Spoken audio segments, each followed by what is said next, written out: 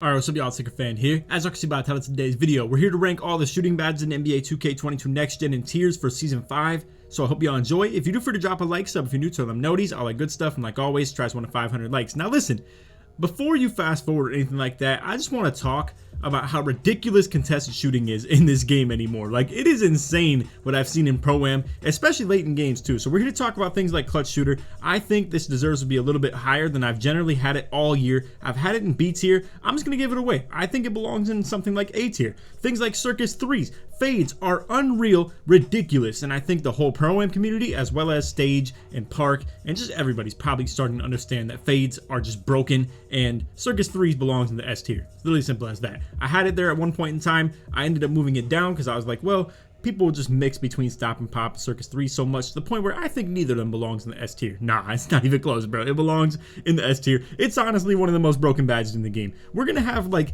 maybe even a godly tier. I'm gonna put a white line in between the S tier, and we're gonna have things that are even better than S tier at the top of it. So anyway, I hope y'all enjoy, and we're gonna get straight into this. Alright, so anyway, to start us off, we have slippery off ball. This can be staying in the E tier. I think it's pretty self-explanatory. You don't want to use this type of a badge on something that actually shoots the ball, but if you have an inside that was made with like the rebirths, you get 1 out of 0 shooting badges on an inside, it makes sense to run. But other than that, I don't think there's really that much reason to run it. Moving along, we have set shooter. This is actually going to be moving all the way up to the C tier. Now, I want to tell a little bit of a story about this badge, alright?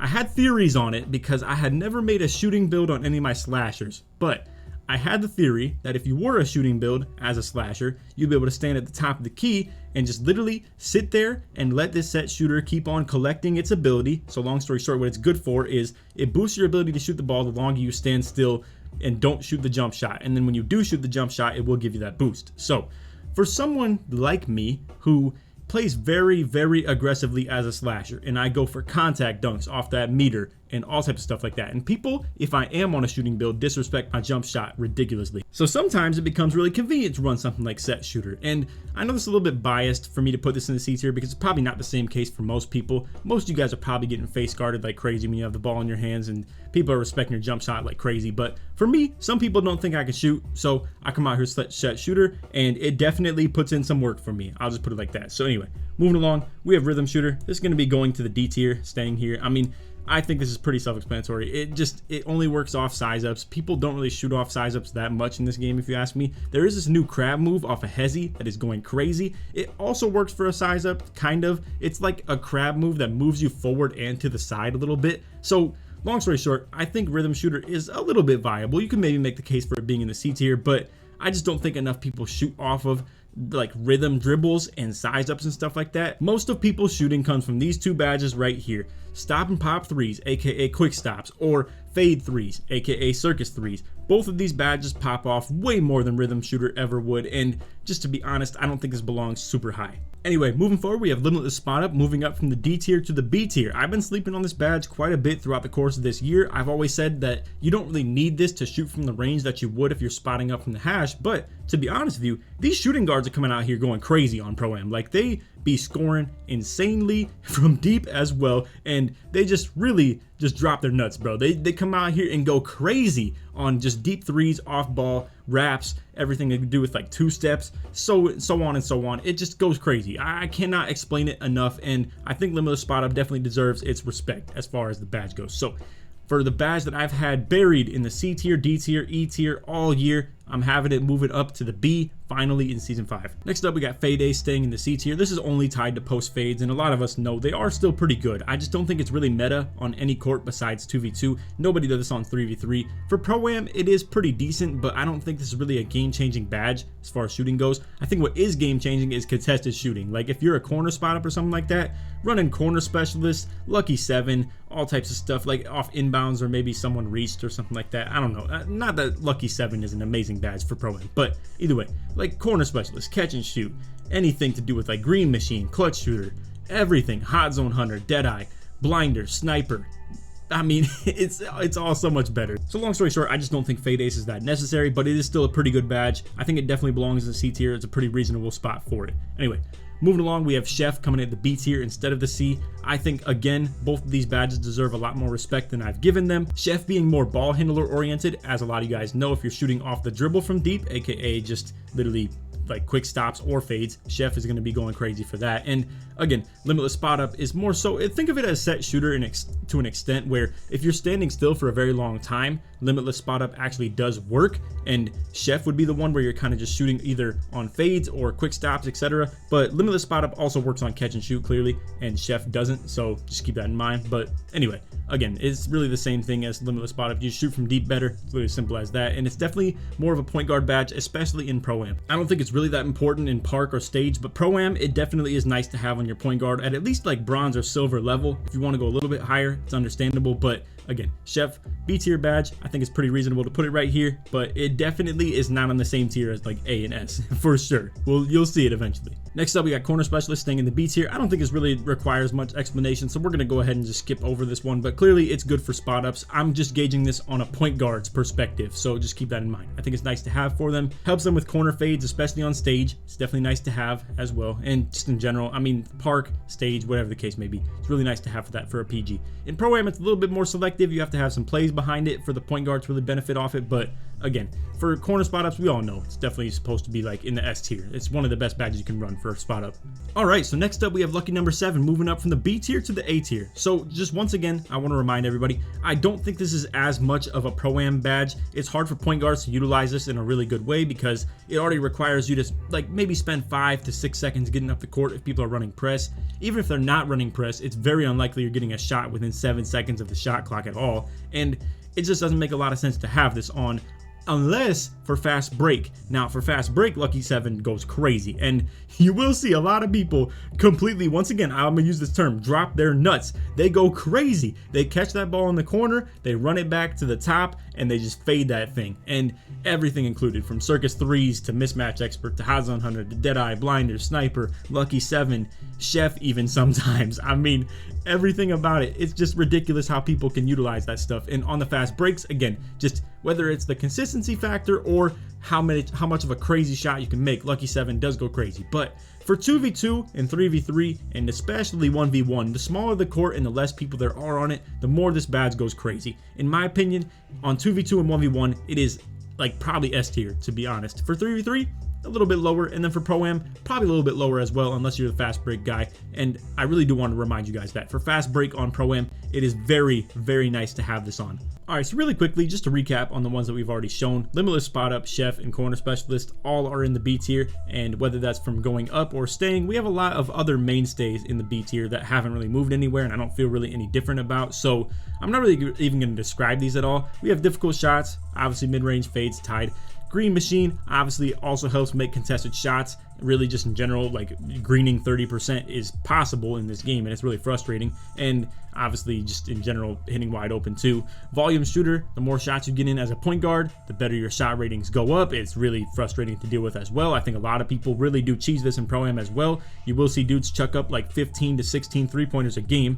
And then catch and shoot for point guards. Again, if you are a spot up, catch and shoot obviously belongs in your S tier, but that's pretty self-explanatory. So for point guards, I have it in the B. I think it's nice to have on at least bronze. You don't want to be a liability when it comes to catch and shooting, and I think same thing goes for limitless spot up for them. I think you want to have it on at least bronze as well. So anyway, that is our B tier right there. You're going to see everything else obviously is in this higher up. So we're getting into this next area of the tier list. All right, so for our A tier badges, we already recapped lucky 7 is already here. I have clutch shooter moving up from the B tier to the A tier, and we have stop and pop staying in the A. Now, I definitely debated moving stop and pop back up to the S tier. I just don't think it belongs in the same threshold as these badges right here. It's very close though. I think it's probably closer to these S tier badges than it is to these other A tier ones. Like, I think lucky 7 and clutch shooter are probably more so bottom of the A tier and probably belong in the B, but they're just better than the Bs. So as you guys can see, we have clutch shooter and stop and pop staying in the A tier or moving up. Clutch shooter, I just think it's going crazy in Pro-Am as well. I mean, it's so frustrating to deal with people just hitting super contested shots late in the game when it matters the most, and I have to credit clutch shooter to it. I mean, dudes are hitting like 40s and stuff late in the fourth quarter and icing that stuff for game and calling it good. They think they're good for it, and it's so frustrating, bro, as a defender or just someone who actually focuses on the defensive end to sit here and deal with all the things that help you hit contested in this game.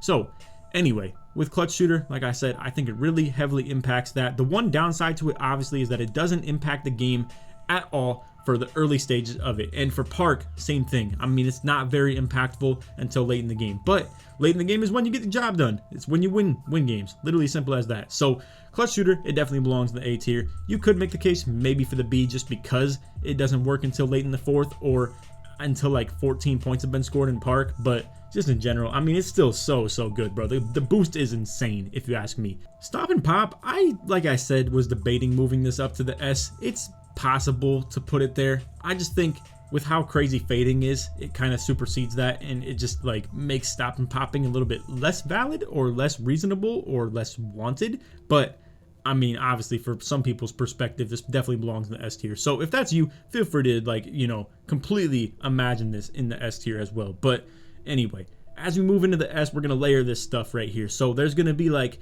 S tier, and then there's going to be like S tier, like S plus or godly tier. And that is like ridiculous and needs to be patched if we're being completely honest. So anyway, we're going to go ahead and pop all of those on the screen right here. All right, man. So here we are. We have this separated a little bit.